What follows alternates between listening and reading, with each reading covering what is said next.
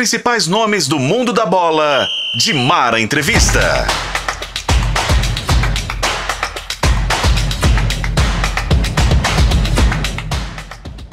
Olá para você que está aí acompanhando mais um Dimara Entrevista, sempre agradecendo a sua audiência. Nós estamos muito felizes com a repercussão que o programa está tendo. Muito bom ter tantos, eu não digo craques, nem especificamente jogadores, mas homens de verdade que passaram pelo futebol brasileiro, futebol internacional, grandes treinadores, personalidades do esporte que fizeram com que a gente chegasse até hoje, né? Porque aqui a gente não esquece o passado, né?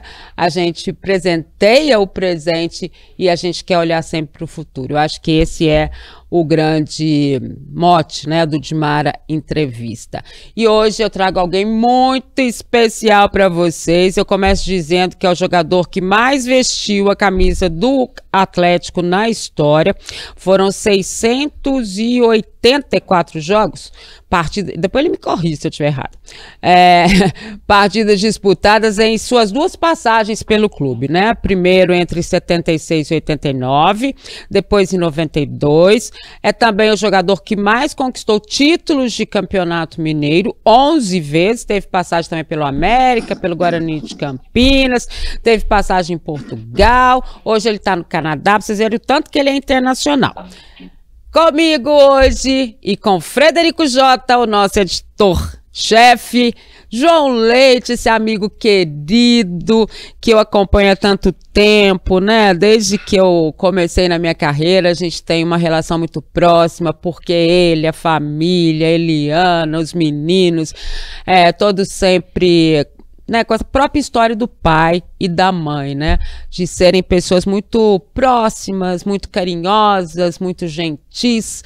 O João é um dos melhores caráteres que eu tive chance de conhecer na minha carreira, e eu acho que isso faz toda a diferença, né, sem comparações, mas a gente sabe como isso é importante nos dias de hoje, né. É tão importante, né, Fred, que caráter virou uma coisa assim à parte, né, como se ninguém tivesse obrigação de ser, né, mas é tão importante que virou à parte, né? Pois é, primeiro agradecer o João, né, Dimara? Uma personalidade do esporte mineiro e brasileiro.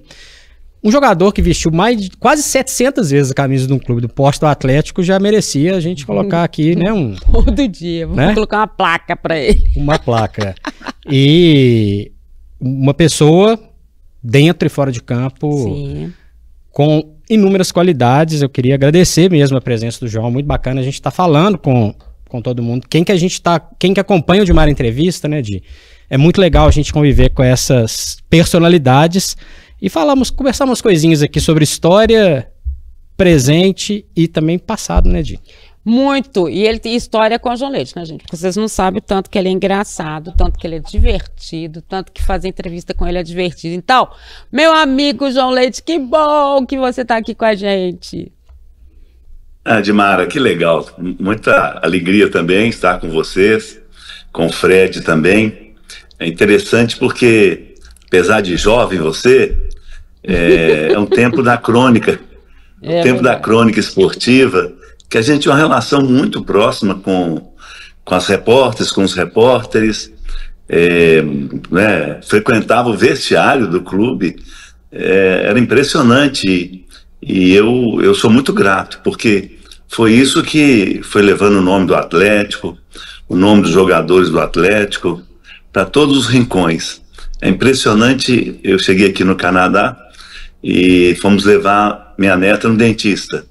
Aí pronto, a dentista, marido atleticano demais, aí eu tenho que tirar foto, e vocês que construíram isso, né? Vocês que construíram, foi a comunicação que construiu. Às vezes as pessoas falam comigo, não, João, se você jogasse hoje você ia ganhar muito dinheiro. Eu falei assim, eu não troco. Eu não troco porque é algo assim, impressionante, ser reconhecido. Às vezes eu sinto, Dimara e Fred, eu sinto assim, que eu faço parte da família do atleticano. Eu não me esqueço, uma vez, cheguei para treinar e o porteiro do Atlético falou, tem um homem te esperando aí desde a madrugada. Aí fui lá conversar com ele. Ele falou comigo que é do Jequitinhonha, veio para Belo Horizonte para arrumar emprego e trazer a família para Belo Horizonte. mas tinha 3 dias que ele estava dormindo na rua, não conseguiu emprego, e ele queria voltar para o Jequitinhonha. Mas meu pai era chefe de segurança de um banco. Eu falei assim, eu tenho certeza que meu pai consegue uma colocação para você. Mas ele disse para mim, não, o que eu vi nas ruas de Belo Horizonte, eu não quero ficar aqui.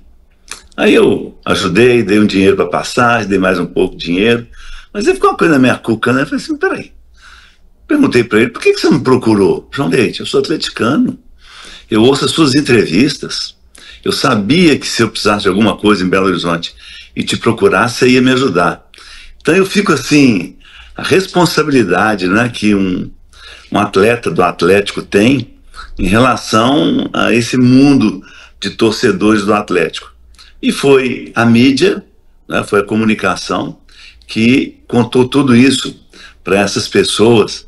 E eu estou sempre encontrando com gente que ama o Atlético e que não esquece os jogadores do Atlético. São tantos os jogadores do Atlético tão amados pela torcida. Ô João, eu falei um pouquinho que ia falar aqui do passado, do presente e do futuro, né? Você participou de uma época de um Atlético que você não imaginaria esse Atlético que a gente vê hoje, com uma arena moderna, num processo extremamente interessante de modernização, de crescimento, inclusive de crescimento da marca. Queria que você falasse pra gente, como jogador histórico que como que você vê esse momento do Atlético. O Atlético teve um 2022 um pouco complicado, 2023 começou a querer arrancar, teve altos e baixos, mas estruturalmente o Atlético tem o seu estádio e está passando por um processo de transformação em SAF. Queria sua opinião a respeito disso. Como que você vê de maneira histórica, né, essa trajetória e para o atleticano? O que o atleticano pode esperar daqui para frente? É um salto mesmo na história do clube? Sabe que eu e Heleno, a gente comentava, enquanto a gente jogava ainda, Heleno é o grande amigo que eu fiz no futebol, né? A gente comentava e a gente viajando para o mundo, o time do Atlético jogava em excursões, torneio de Paris, torneio de Bilbao, vários torneios a gente jogava, e a gente via, assim, a paixão das pessoas pelo futebol, e era impressionante porque eu tinha jogado na seleção brasileira, vinham os jovens, eles tinham tudo muito organizado, e estava minha foto, tinha algumas coisas sobre minha vida, e o pedido era para que eu autografasse ali. Em diversos lugares na Europa, dessa maneira. Éramos chamados para loja de material esportivo, éramos chamados para as indústrias, Puma, Ursport. Eu fiz um contrato com a Ursport. Então, eu e a Helena, a gente comentava, né? Que negócio, hein? Isso é uma indústria poderosa, que tem muitas pessoas que usam isso, que amam o esporte. E por que ainda os dirigentes não acordaram para isso? Eu me lembro a Lei Pelé, as críticas que foram feitas, né, pesadas contra a ideia que o Pelé trouxe na lei de os clubes se tornarem empresas, poderem ser também serem auditados no processo, e os dirigentes que eram representantes, deputados, eles boicotaram essa possibilidade. Mas a gente já via o que ia acontecer. E o Atlético tem uma marca impressionante, né, pelo que nós conversamos aqui, e tem que ter um respeito com a comunicação, porque ela construiu esse Atlético. Eu me lembro, com 5 anos de idade, foi a primeira vez que eu fui ver o Atlético jogar. Eu falei em 5 anos, Sara, minha neta, tem 4. Sabe qual é o presente que eu trouxe para ela? A camisa número 5 oficial do Atlético, né? Então já estou treinando a Sara, porque esse negócio de Atlético é assim. Vovô falou pro meu pai falou para mim, eu estou falando para meus netos já, né, que tem que ser atleticano. E meu pai era policial, e o primeiro jogo que eu fui assistir no estádio Presidente Antônio Carlos foi Atlético e Bela Vista. Eu esgoelava, gritando, o estádio estava lotado, não tinha muita capacidade, mas estava lotado, e eu gritando Machadinho, que era o ponta direito do Atlético. Eu estava ligado do Machadinho, estava correndo perto assim de onde a gente estava, e no Fábio, goleiro do Atlético, depois foi para o São Paulo, para a seleção brasileira, jogou no Cruzeiro também, acho que falecido recentemente, que era um goleiro assim sensacional. Então essas coisas vão marcando, né? Quer dizer, o Atlético dá um salto do campo, a gente falava o Campo Velho. Nós do juvenil, quando tinha um jogo assim mais importante, concentrávamos e dormíamos debaixo da arquibancada do Campo Velho do Atlético. Então estava lá dormindo Paulo Isidoro, Heleno, Reinaldo. Chegou uma época que ele morava lá, né? Tinha um armário dele. Era essa a nossa vida. E as coisas foram mudando. E o Atlético tinha algo assim riquíssimo, que era a base do Atlético, né? A base do Atlético é muito forte. Eu estreio no time do Atlético em 1977 com 9 jogadores da base. Eu entrei para ser o 9º jogador da base do Atlético, titular do Atlético. Você imagina qual que era o custo do Atlético com os jogadores da base, dormindo debaixo da arquibancada do Campo Velho, comendo ali num restaurante que tinha por ali. Essa era a nossa vida. Então, Fred, a sua colocação, ela mostra efetivamente o que o futebol se transformou. É uma grande indústria, não é, que emprega muita gente. É uma grande indústria que depende da comunicação, depende de você transmitir tudo isso, né? As pessoas querem consumir eu mesmo aqui agora, aqui no Canadá, eu entrei para ver quanto é que tinha sido o jogo, como é que tinha sido o jogo do meu filho, do Elton, lá na Turquia. Eu vi tudo do jogo dele, né? E eles têm um jogo difícil agora, que é o Galatasaray.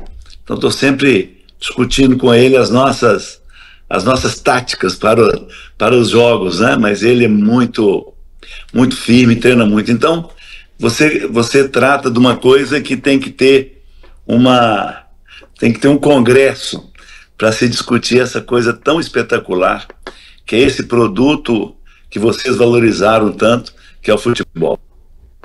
Aqui, só o Elton está jogando na Turquia, né? Na sua mesma posição.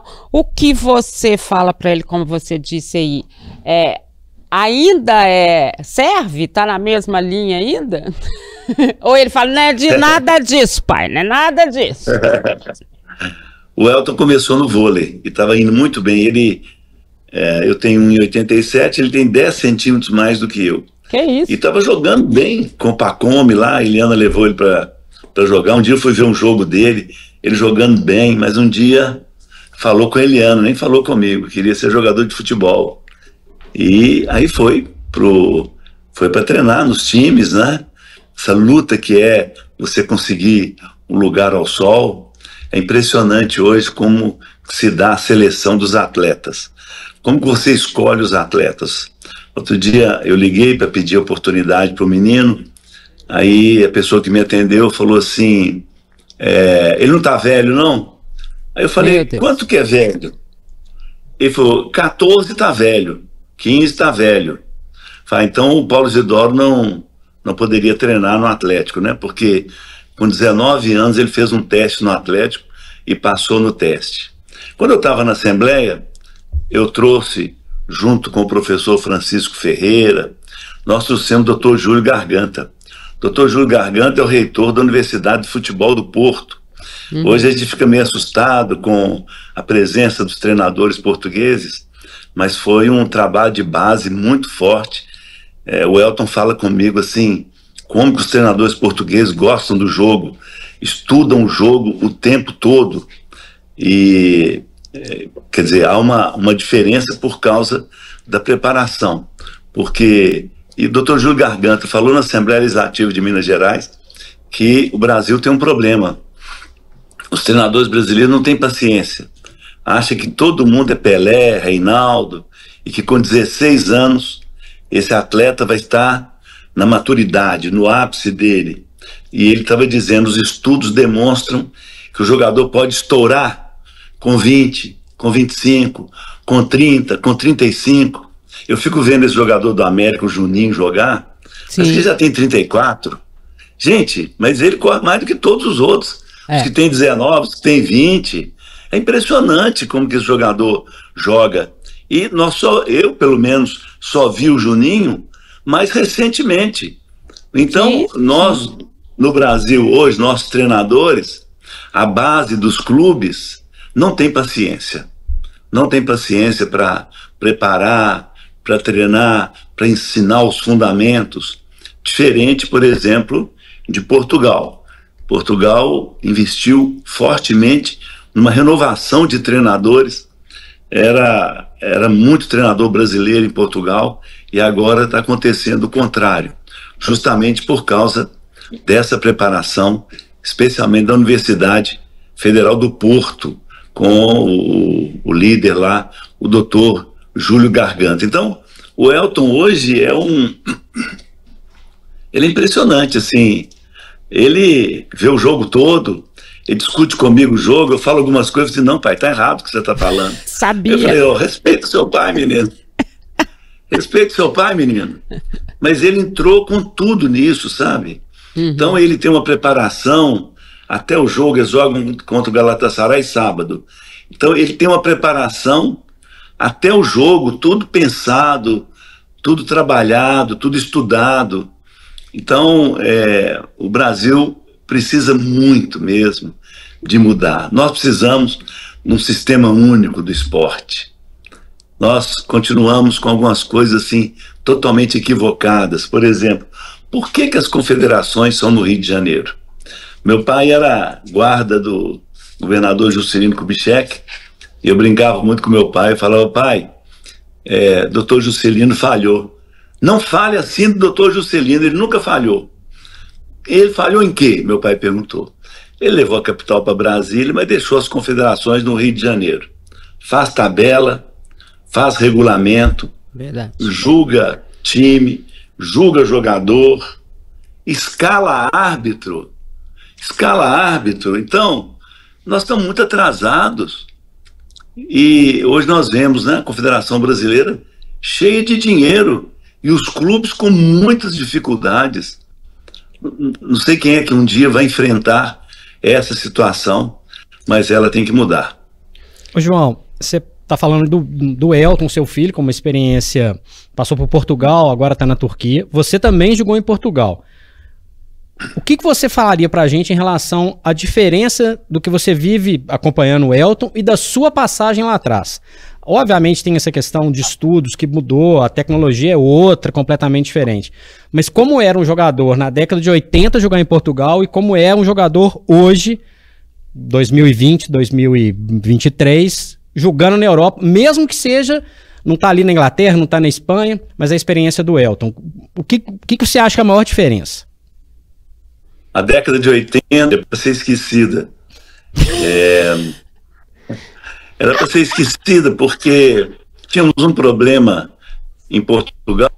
Eu fui contratado e aí tinha a seleção olímpica, que foi o Batista, foi o Valdo, e o Valdo jogava no Benfica.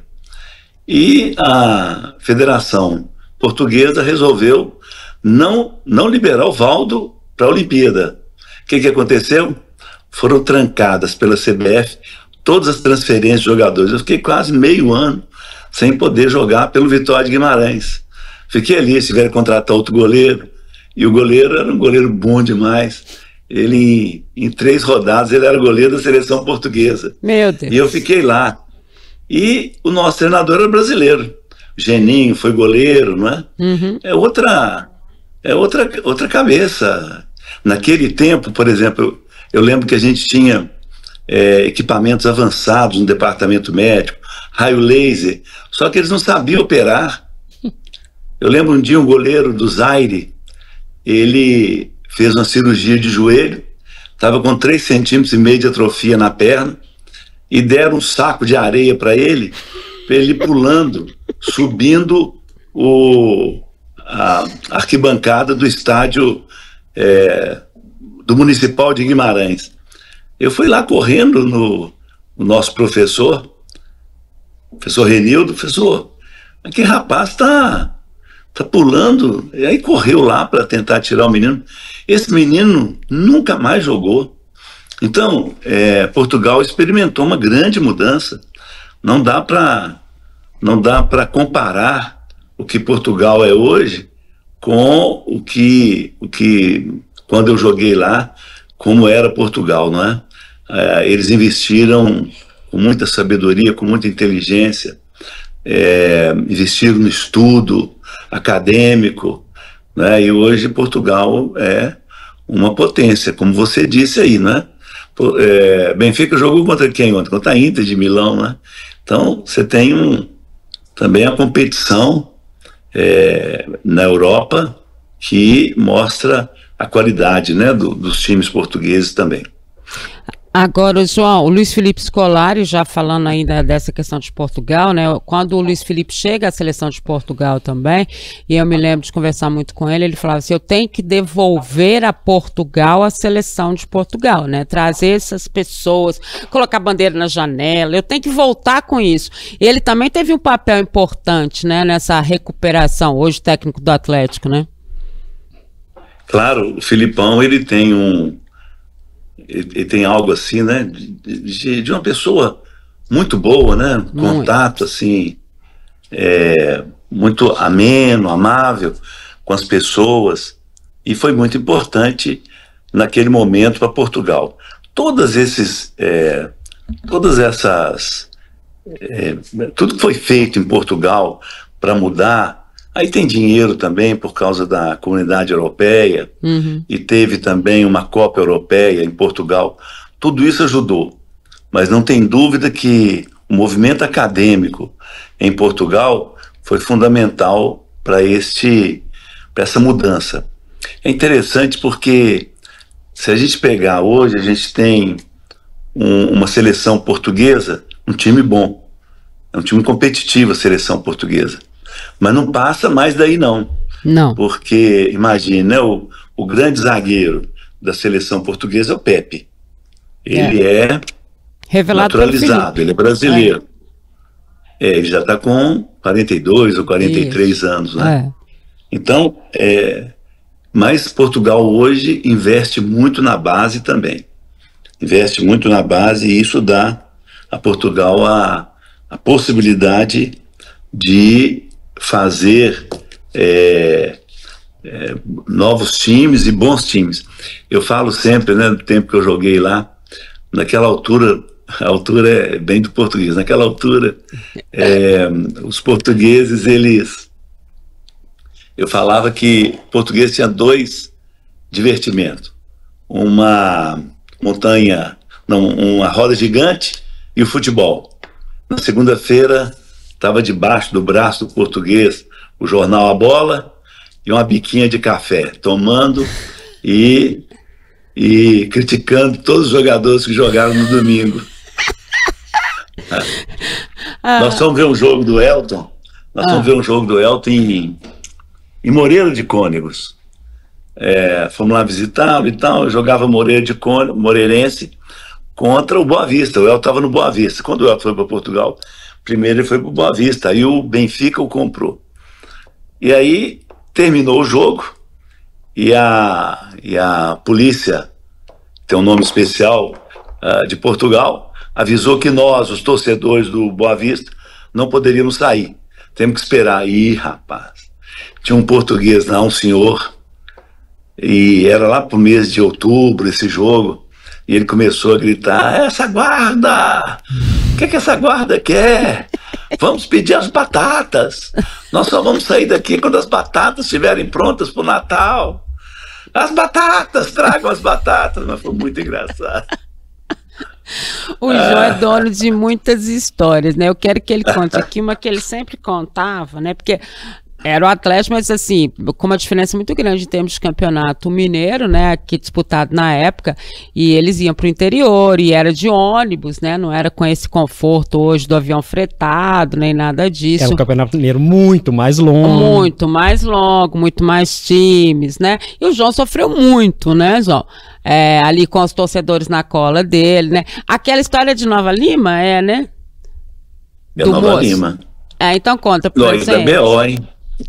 Tá nada, Isso falei. dá um boletim de ocorrência. Na época, agora já passou tempo. É claro, não vamos citar nomes, né? Não, só o seu. Na verdade, não era Campeonato Mineiro esse jogo. Ah, não era, Era não? um amistoso. Não, era um amistoso. Um time misto do Atlético.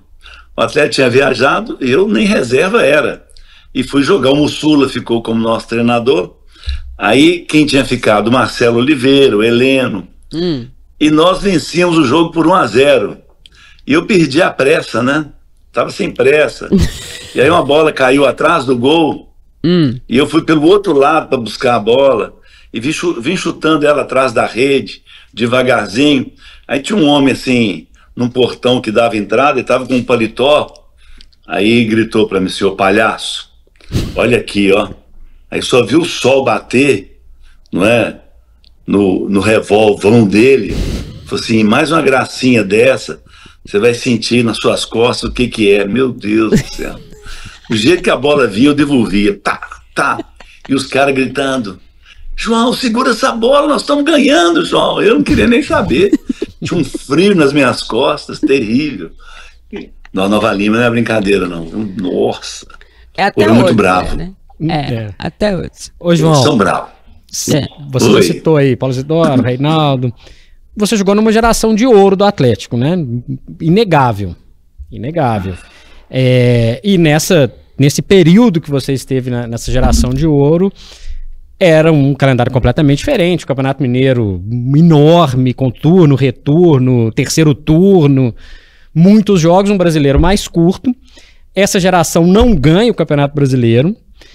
E eu queria que você falasse um pouco isso, porque as pessoas, os jovens que hoje acompanham o futebol, não conseguem entender que naquela época existia uma importância ali do Campeonato Mineiro. Era importante, o Atlético foi ex-campeão mineiro, maior sequência de títulos da era profissional do futebol mineiro, disputava o campeonato cabeça a cabeça, era um outro cenário. Depois que o Atlético ganha o Campeonato Brasileiro, né, Edmar, em 2021, aquela turma lá nem pra ganhar, era boa demais, mas nem pra ganhar um brasileiro, gente, pelo amor de Deus. Lembrando, gente, que o João faz parte do time que ganha o primeiro título internacional oficial do Atlético, é campeão da Copa Conmebol, em 92, mas essa geração sempre tem carrega essa história, poxa, poderia ter ganhado um brasileiro. Eu queria que você falasse um pouco disso, já com esse viés histórico, né, João? Porque é uma equipe que encantava todo mundo. Não só a turma que foi formada no clube, na base, como quem chegou depois. O Éder chegou depois, num outro momento o Nelinho chegou, o Luizinho chega um pouco depois e forma um timaço que dominou no estado. E faltou o quê, João, para ganhar alguma coisa de nível nacional e internacional? Bom, primeiro, o Campeonato Mineiro era muito importante. E eu lamento que hoje você não tenha uma sequência no Campeonato Mineiro. Porque foi pelo Campeonato Mineiro que o Atlético viu o Luizinho. Foi pelo Campeonato Mineiro que o Santos viu Ailton Lira, Neto. Foi pelo Campeonato Mineiro que Casagrande foi jogar na Caldense. Então, era um time assim, histórico do Uberaba, com Tonzinho, Naim, Celso Roberto, jogadores assim impressionantes e que foram vistos não apenas pelo Atlético, Cruzeiro, América, foram vistos pelo Brasil. Muitos desses jogadores, eles nunca seriam vistos se não tivéssemos um Campeonato Mineiro. Então, ponto, esse é o primeiro. Depois nós temos outra questão. Nós estamos falando hoje de uma transição no futebol brasileiro, de modernizar o futebol brasileiro. O que eu acho assim praticamente impossível, por causa dos interesses, né? Eu lembro ano passado, por exemplo, que teve uma intervenção na CBF e o juiz federal do Rio de Janeiro escolheu quem para ser o interventor? O presidente do Flamengo. Eu fiquei assim, não é possível, né? Agora eles perderam a vergonha completamente. De vez, né? Campeonato Brasileiro de 1977, nós tivemos grupos, né? Até chegar à final daquele campeonato. Aí sim, Edmar, era pesado. Você ia sair de Belo Horizonte, parava em Ilhéus, aí desembarcava em Salvador, pegava um avião para Recife, de Recife você pegava um ônibus Campina Grande ou para João Pessoa. E depois outro ônibus chamado Rodonave. Apareceu aí uma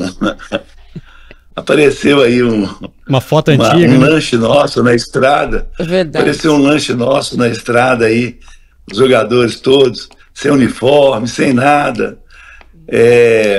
Então, aí a gente ia de João Pessoa, Campina Grande, ônibus, na Rodonave até Natal. Jogávamos em Natal e pegávamos o ônibus até Recife, até Salvador, avião. Eu nunca mais esqueço do nome do avião da VASP, Minas Gerais. Esse balançava para jogar todo mundo o tempo todo. Aí depois fazia uma parada ou em Ilhéus ou em Montes Claros e chegava em Belo Horizonte. Essa era a vida da gente. Tem jogador sentado depois de um jogo dentro de um ônibus que teve distensão, contratura. Era desse jeito. Então, um campeonato longo, nós tínhamos 10 pontos na frente do São Paulo e a única vantagem que tínhamos era enfrentar o São Paulo no Mineirão. Um time de São Paulo pesado, chovendo, e nós fomos. Você conta isso no resto do mundo, ninguém acredita. O Atlético foi vice-campeão brasileiro, invicto. Com artilheiro do campeonato. Artilheiro do campeonato, defesa menos vazada. E aí, o que aconteceu? Perdemos o campeonato. Ninguém acredita quando você conta que um time que estava invicto, não perdeu nenhuma partida, ele não tinha vantagem nenhuma. Então, a primeira coisa que tem que se falar é que era totalmente equivocado a maneira como a CBF, antes a CBD, administrava o futebol brasileiro. Depois viemos, em 1979, chegamos na semifinal. E aí, não era semifinal, eram 3 times em cada chave para escolher quem iria para a final. Nosso era Nós, Goiás. Era o Cruzeiro, né? E Cruzeiro, isso mesmo. E Cruzeiro. E a gente jogava contra o Goiás em Goiânia, e jogava contra o Cruzeiro no Mineirão. E a CBF tentou colocar na cabeça do Atlético que nós tínhamos um jogo em casa contra o Cruzeiro no Mineirão. Não era, né? E o Atlético, então, se retira do campeonato com uma campanha muito bem feita. Em 1980, então, o Procópio forma aquele time, não é? Trouxe Chicão, Osmar Guarneri, Jorge Valença, o Éder. E a gente chega novamente para uma final contra o Flamengo. Nossa parte era muito mais difícil, o grupo do Flamengo era mais fácil, e a gente jogava, o Flamengo tinha vantagem, jogava no Mineirão e depois no Maracanã.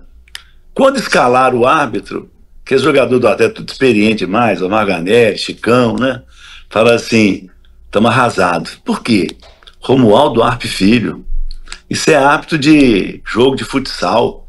A bola não vai sair do meio campo. Ele não vai dar nenhum cartão amarelo. O Flamengo estava cheio de jogador de pendurado. E aconteceu isso mesmo. E aí fomos para o Maracanã, quem o árbitro escolhido? José de Assis Aragão, aspirante à FIFA. Na segunda, ele expulsou 3 jogadores do Atlético, e na segunda-feira ele era árbitro FIFA. Então, a gente tem que colocar as coisas no devido lugar, não é? E vocês transmitiram tudo isso. Sim. Depois, em 81 vem a final do grupo 3 da Libertadores, e o Flamengo, então, ia jogar esse jogo extra no Serra Dourada, viaja com o Flamengo do Rio de Janeiro, o árbitro da partida, Zé Roberto Reit. Podia ter sido um árbitro boliviano, peruano, era um jogo da Conmebol, argentino, paraguaio, uruguaio, um árbitro carioca. Ah, mas ele apita na Federação Catarinense. Ah, mas ele mora no Rio de Janeiro. não é? Então, eu fico vendo às vezes as pessoas comentando, e tal, esses jogadores tiveram medo, não sei o quê. Chicão com medo, gente? Márcio Paulada com medo? Não é isso, não é? O futebol brasileiro, ele precisa ser consertado, né? Nós estamos agora vendo aí questão de SAF e tudo, já vem as maiores críticas contra isso. Então, a arbitragem mesmo. Isso que aconteceu conosco. Isso que aconteceu conosco. Ô, João, desculpa, dessas três que você citou, 77, 80, 81, qual que doeu mais? Regulamentos à parte, enfim. 77, né? 77 no Mineirão, um jogo, nosso time muito bem. Eu falo que o time de 77 tinha que ser multado por excesso de velocidade. Tem um gol na semifinal. Imagina, o Márcio Paulada, ele era zagueiro central, né? E ele toca a bola, acho que pro Cerezo, o Cerezo joga no fundo para ele. Lá no fundo, lá perto do escanteio. E ele cruza rasteiro pro Reinaldo. O Reinaldo domina a bola, driblando o zagueiro e faz o gol. Então esse era aquele time que não merecia de jeito nenhum perder, e nem os atleticanos mereciam aquilo. A cena é muito marcante, né? Para quem quiser procurar aí, só para situar, né, para quem tá acompanhando a gente, era final em jogo único, o Atlético tinha 10 pontos a mais, lembrando que teve o julgamento do Reinaldo, né, João? De uma expulsão lá atrás, no jogo contra o Fast de Manaus, que é um julgamento mais próximo da final. O Reinaldo fica fora, com 28 gols em 18 jogos. Loucura, né, gente? O jogo é 0-0, Mineirão campo pesado, como o João falou, e vai para os pênaltis. O João pega 2 e o Atlético desperdiça 3. E a cena, que eu acho que é muito marcante, vídeo, foto sobre essa partida, são jogadores saindo de campo abraçados. Mineirão com mais de 100 mil pessoas, uma realidade que a gente não tem mais hoje. Então vale procurar, é uma história triste para a torcida do Atlético, mas é de uma equipe muito marcante, né, João? Muito, muito, especialmente o aproveitamento da base do Atlético, né? Muito forte, como que o Atlético aproveitou bem aquela base. Tinha o treinador Barbatana, que foi nosso treinador na base, marcante ele na formação dos jogadores, fundamento dos jogadores, né? Reinaldo, Cerezo, Ângelo, Paulo Isidoro, Marcelo, todos formados pelo Barbatana, e a gente perde no Mineirão. Outro dia, um tempo atrás aí, eu fiquei conhecendo o governador Zema, e ele chega assim perto de mim e falou assim: João Leite, eu era atleticano até 77, que na verdade foi 5 de março de 78 essa final, né? Eu era atleticano até aquilo, depois eu falei, não vou sofrer desse jeito não, pelo amor de Deus. Qual time que era melhor, João? Dele. Aquilo ali era muito sofrido. Qual que era melhor, João, 77 ou 80? São características diferentes, sabe, Fred? O time de 77 era um time muito rápido, sabe? Muito rápido, muito veloz, e jogava para frente, para cima. O time de 80 tinha um Éder que punha a bola onde queria, né? Tinha o Chicão, que era um grande líder e impunha demais, né? Eu lembro a gente na preleção com o Procópio Cardoso para um jogo contra o Cruzeiro, um jogador falou assim: ô gente, ó, eles estão gritando que vão passar por cima da gente e que vão arrebentar com a gente. Aí o Chicão falou assim: ô nego, se grito valesse, porco não morria, vamos pro jogo, esquece isso. Então Chicão era assim, sabe? Eu tinha um medo dele, porque cruzava a bola na área, ao invés de tirar a bola da área, ele cabeceava a bola para mim, eu tinha que ficar atento o tempo todo, porque era muito legal, porque acabava um lance, né, dentro da área, ele cabeceava a bola para mim, todo mundo tomava o maior susto, né? Esse era Chicão. Então tínhamos Reinaldo com Palhinha, um jogador sensacional, né? Tinha o Jorge Valença, e Procópio achou um lateral, Orlando, de Poços de Caldas, que jogou muito bem. Então, a diferença, sabe, Fred, é essa, característica mesmo, né? E naquele momento no Atlético também, outra coisa era que todos eles eram da base do Atlético. É né? isso. Então, é isso. Só 2 se não eram. Isso a gente discute muito, né, João? Há quanto tempo a gente não vê, né, realmente uma equipe do Atlético, e aí eu tô colocando o Cruzeiro também nessa história, e até o América fez opção por menos jogadores da base, né, inclusive nessa Série A do Brasileiro, mas a tradição do futebol mineiro sempre foi, né, a de buscar jogadores da base, né, seja no Atlético, seja no Cruzeiro, enfim, os grandes valores saíam da base, a formação era em casa, e eu não tô falando dessa base do pré-pronto, não, né, que é o jogador que vem hoje com idade sub-20, né, pra base, eles falam, não, mas esse é da base, mas não foi formado, lá ficou lá 12 anos, 14 anos, né, a gente não tem mais esse trabalho. É o que? Ficou caro? É fora de... Eles não conseguem encontrar, porque também encontrava o pessoal tudo muito aqui por perto também, né? Tinha essa história, né? Nova Lima, Pedro Leopoldo, não era assim? Vespasiano, Pereira, né? Eu acho que você foi muito bem na sua avaliação. Nós não temos mais base em Belo Horizonte. Eu comecei na Vila Oeste, no Alvorada da Vila Oeste. Isso. E fui parar no Atlético. Comecei no Petis do Alvorada, depois juvenil. Com 14 anos joguei no primeiro quadro do Alvorada. O Heleno no Suzano. Uhum. Alvorada não tem campo mais onde era o campo do Alvorada. Foi distante. Foi distante. O Paulo Isidoro do Ideal. O Cerezo do Esplanada, do Ferroviário. Cadê os jogadores de Belo Horizonte dos times? Fomos perdendo com o avanço imobiliário, fomos perdendo os campos de futebol. Hoje a maioria dos jogadores de base vem da Bahia.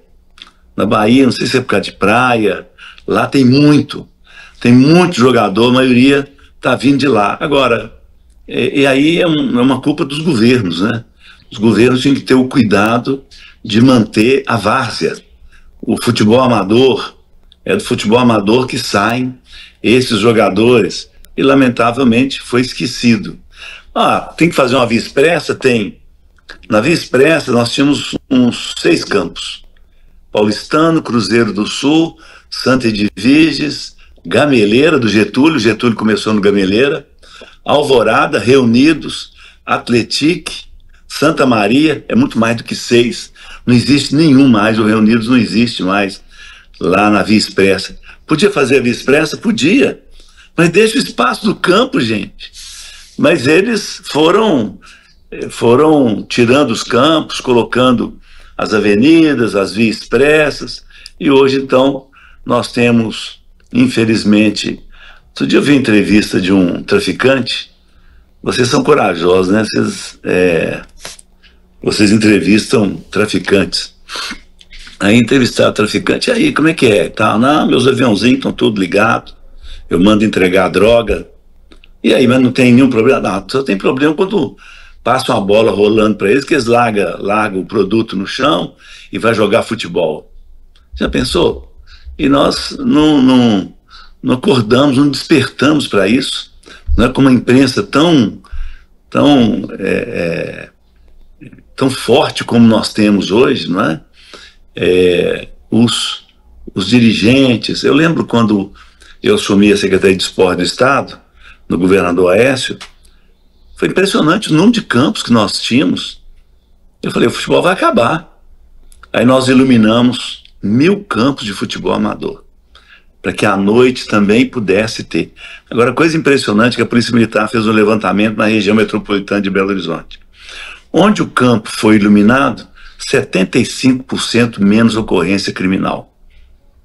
As famílias reuniam com as crianças, as mulheres caminhavam em volta do campo, faziam uma barraca para geração de emprego e renda.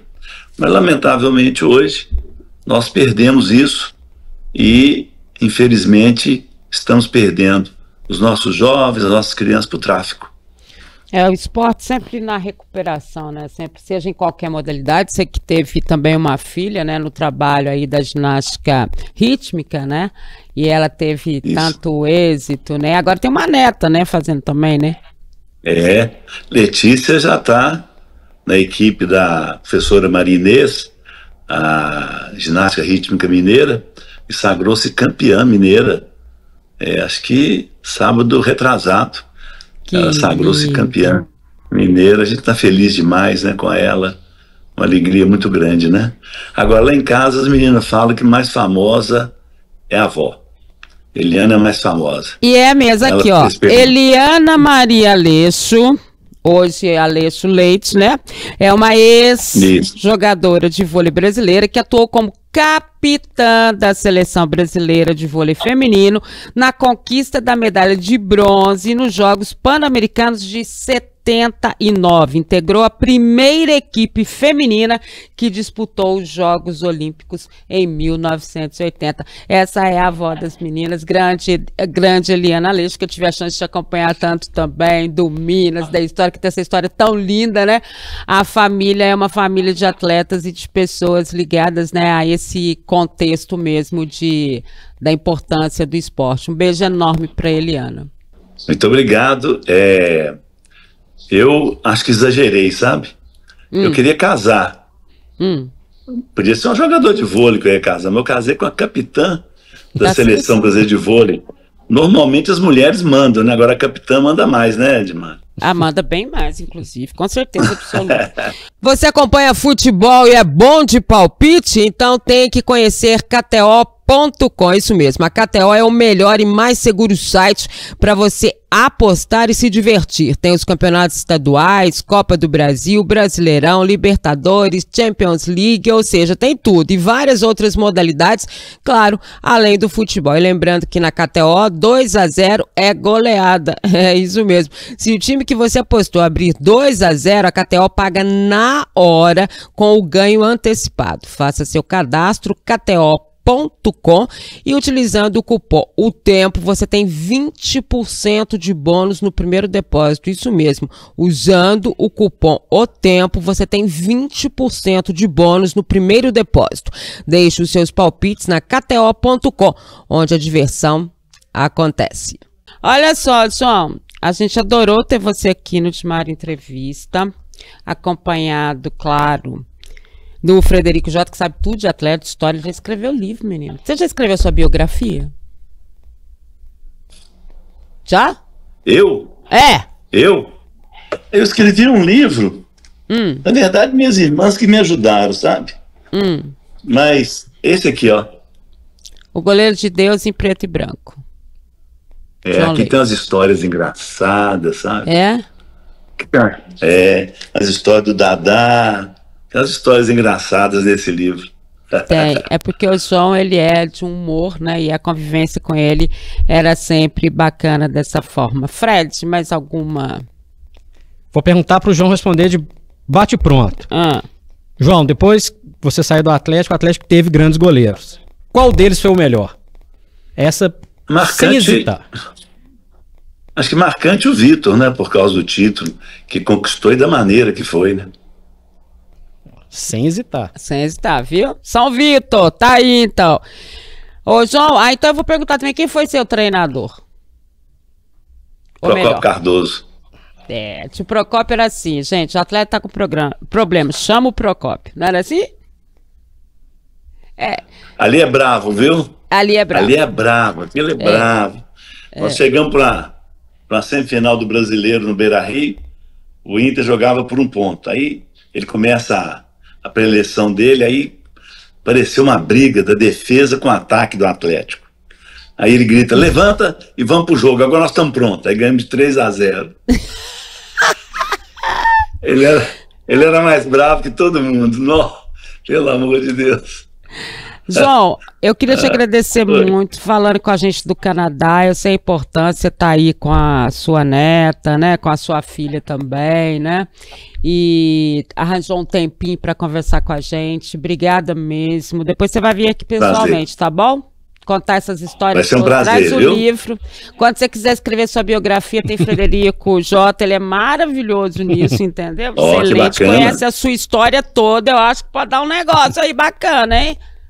Vamos escrever a escola. Ele nem contou que ele dava a Bíblia todo jogo pro adversário. Ele não contou que ele começou, né, essa evangelização quando ele esteve na Europa e que hoje ele vai na Europa, ele é respeitadíssimo nesse conceito. Eu sei tudo, Bocó. É porque a gente não deu tempo de falar. E tem muita coisa para falar ainda e nós vamos falar, tá bom? Participou da seleção. Não, o João não vai para a Copa de 82, mas participa toda, né? 81 e 82, né? Na participação toda dessa seleção. Foi um dos maiores goleiros que esse Brasil viu. A gente faz um capítulo 2 com o João. Vamos fazer o capítulo 2. E aí a gente combina a biografia, tá bom? prazer para mim, viu? Vou ficar te esperando, então. Eu e Fred, Jota, vão ficar te esperando, tá bom? Beijo! Tá jóia. Você também, Dimara, Fred, grande abraço. Obrigado, João. Um abraço. Obrigada, querido. Obrigada. E é isso, então. Obrigada, Frederico Jota. Foi ótimo. Eu que agradeço, ótimo. Foi ótimo, foi ótimo. E olha, pra você, Dimara Entrevista volta na semana que vem. Agradecendo sempre. Beijo grande. Tchau.